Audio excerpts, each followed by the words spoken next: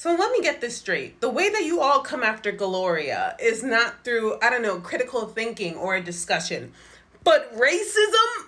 Are you that unintelligent? I wasn't even gonna address this, but I'm honestly sick and tired of you all chasing all of these Black creators off this app, because as soon as someone has a voice, everyone has a problem with it. These are how the YSL blushes are advertised. For all skin tones, inclusivity. They're saying that shade, that lavender lust, looks like that on dark skin, okay? That is how they're advertising it. And these are the swatches so far on Gloria. Why didn't she blend it in, y'all say? Look at them. They're a white base on her skin tone.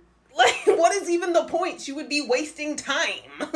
Then this is the same color shown in another melanated creator. Hold on. This is giving Le Ash.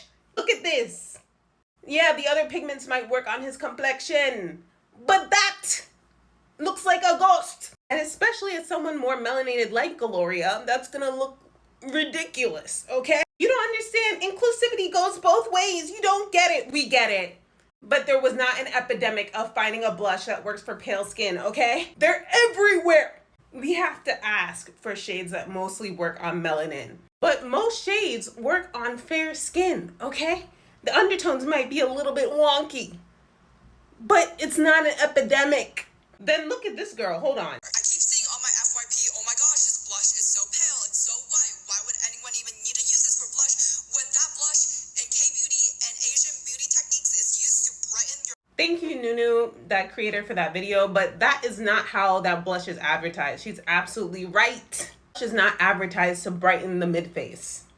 That's not even where the placement is on the advertisement. Y'all just be talking.